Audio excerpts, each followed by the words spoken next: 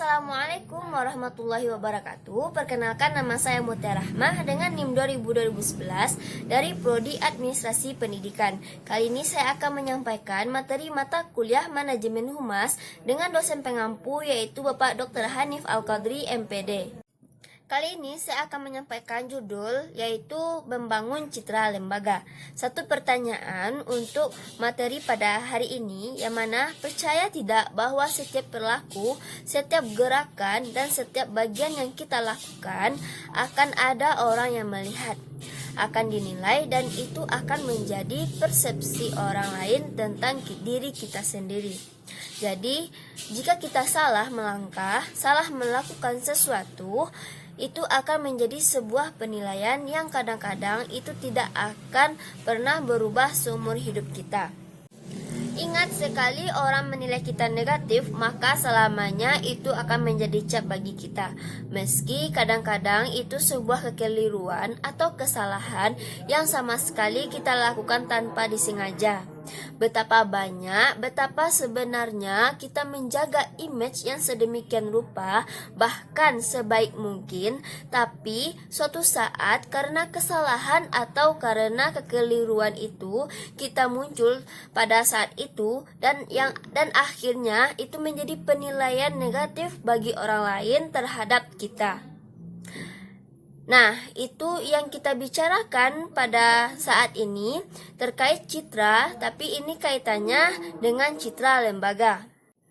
Manifestasinya akan sama ketika kita akan bisa melihat citra dalam konsep personal yang kita bawakan dalam diri kita sendiri. Maka sebenarnya itulah yang berlaku pada sebuah lembaga atau perusahaan ataupun organisasi.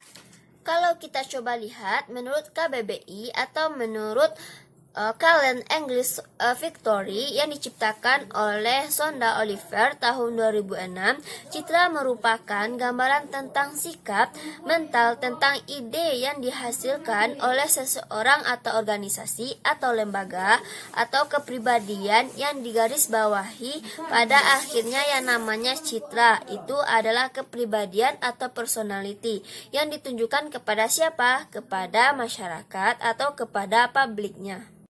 Kalau lembaga atau organisasi kepada publiknya, ataukah itu publik internal maupun publik eksternal. Jadi sedikit saja satu kesalahan yang kita lakukan, kadang-kadang image itu akan dibawa oleh orang lain ke publiknya tentang seberapa hebat atau seberapa bermasalahnya organisasi kita atau seberapa gagalnya kita sebagai pribadi di mata orang lain. Maka kadang-kadang istilahnya melakukan sesuatu, berbuat sesuatu harus berpikir dan harus didesain sedemikian rupa, dan bahkan menciptakan atau mengatakan sesuatu kadang-kadang perlu ratusan kali koreksinya. Supaya apa? Supaya tidak salah mengucapkannya, tidak salah langkah, tidak salah berbuat, karena kesalahan itu dalam tanda kutip dianggap oleh publik kita atau orang-orang di sekitar kita sebagai sebuah gambaran tentang diri kita sendiri. Istilah citra lahir dalam 3 konsep, yang mana yaitu diantaranya pengakuan, anggapan, ataupun pendapat, dan juga gambaran tentang sesuatu. Kadang-kadang kita tidak bisa menyalahkan orang lain, kita tidak bisa menyalahkan publik kita sendiri. Kenapa? Karena penilaian, gambaran, persepsi yang muncul di tengah-tengah masyarakat tentang kita atau tentang perusahaan kita sendiri atau tentang lembaga kita itu muncul diakibatkan dari apa yang kita sampaikan, apakah sadar atau tidak sadarnya. Karena yang namanya komunikasi itu jauh percaya yang non-verbalnya dibandingkan verbalnya. Verbal seringkali bermasalah dan satu titik penilaian tanpa kita menyatakan sesuatu apa yang kita lakukan. Gerak-gerik yang kita berbuat juga indikasi yang ditangkap oleh orang lain, dan itu akan menjadi sebuah penilaian, dan lebih parahnya itu menjadi sebuah kesimpulan gambaran pada diri kita sendiri. Karena istilah image bisa dianggap sebagai picture of man. Jadi itu akan menjadi cerminan dan pikiran yang lain, bahwa gambaran pantulan maka itu adalah diri kita sendiri. Sekali kita dianggap hitam oleh orang lain, maka membuktikannya pun kepada mereka bahwa kita tidak bersalah, bahwa kita tidak melakukan hal kesalahan maupun hal yang negatif, itu akan sangat sulit. Apalagi di sebuah perusahaan atau lembaga atau organisasi yang sangat besar. Maka seorang public relation punya tugas yang sangat berat untuk menciptakan, memperjuangkan, memperbaiki, dan mempertahankan citra lembaga ataupun perusahaan ataupun organisasinya tersebut.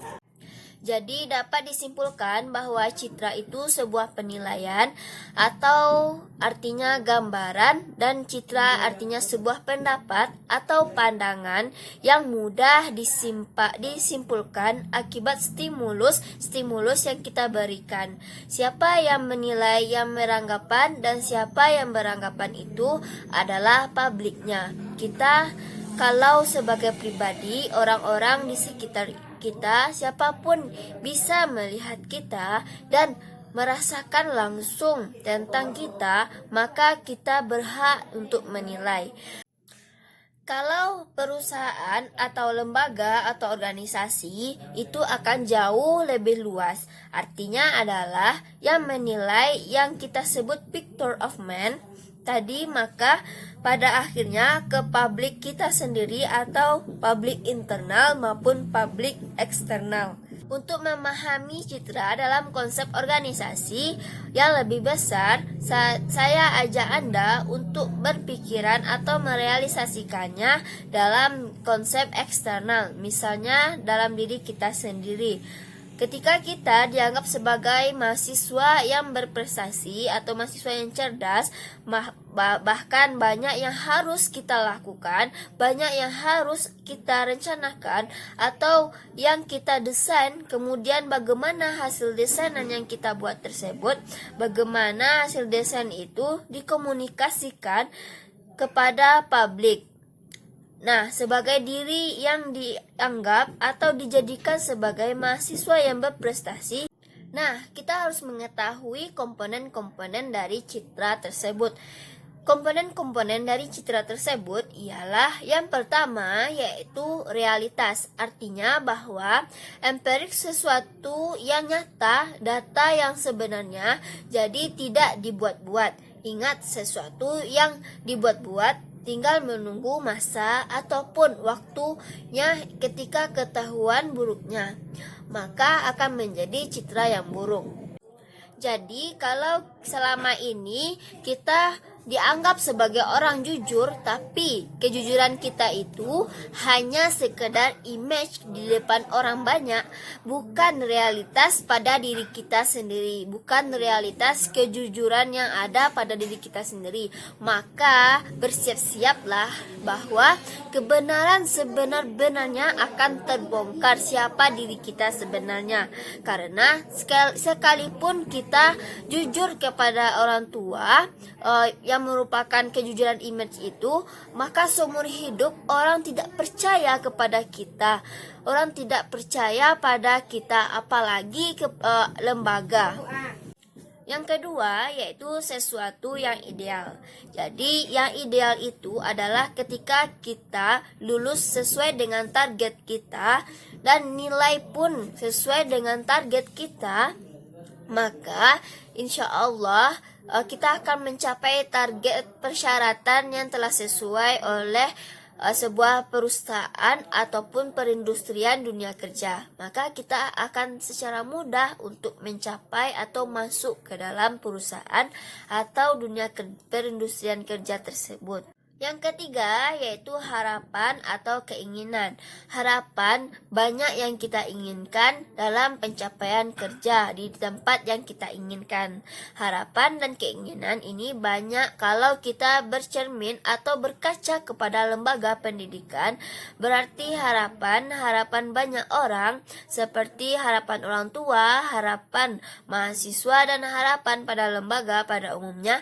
Sehingga ketika kita meraih nilai tinggi di tempat kerja atau perguruan tinggi, maka itu menjadi citra yang baik bagi kita pada dunia kerja ataupun pada perguruan tinggi. Sekali orang beranggapan baik kepada kita, maka orang akan berpandangan dengan baik selamanya kepada kita.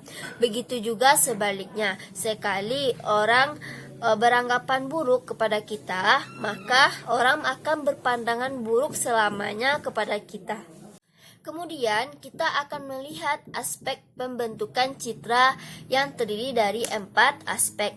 Yang pertama yaitu persepsi, yang mana persepsi ini merupakan pandangan. Persepsi itu muncul atau pandangan itu muncul karena adanya pengamatan terhadap unsur lingkungan yang dikaitkan dengan suatu proses pemaknaan di mana individu memberi makna terhadap seorang atau lembaga akibat rangsangan berdasarkan pengalaman mengenai stimulus yang muncul. Yang kedua yaitu wawasan atau pengetahuan.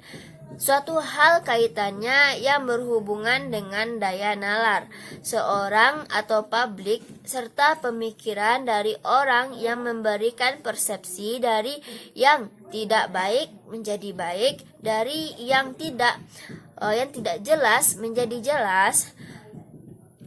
Akibat dari gambaran ini, maka seorang masyarakat memiliki kepercayaan atau pengetahuan terhadap objek yang disampaikan. Jadi, wawasan atau pengetahuan dari masyarakat atau publik itu sangat menentukan tingkat baik buruknya persepsi mereka terhadap kita. Yang ketiga yaitu motivasi. Terbentuknya akibat motivasi setiap orang yang memiliki atau mempersiapkan sesuatu yang tergantung dan motivasi yang muncul dari mereka, dan motivasi setiap orang tidak pernah sama. Yang keempat atau yang terakhir yaitu sikap. Adanya kecenderungan atau bertindak atau kecenderungan bersepsi, berpikir dan merasakan banyak hal dalam menghadapi objek atau ide atau stimulus tertentu terhadap suatu hal, terhadap lembaga ataupun perusahaan ataupun organisasi ataupun lembaga. Baiklah, cukup sekian penyampaian materi dari saya. Apabila ada kesalahan maupun kekurangan, saya minta maaf sebesar-besarnya. Saya akhiri dengan Assalamualaikum warahmatullahi wabarakatuh.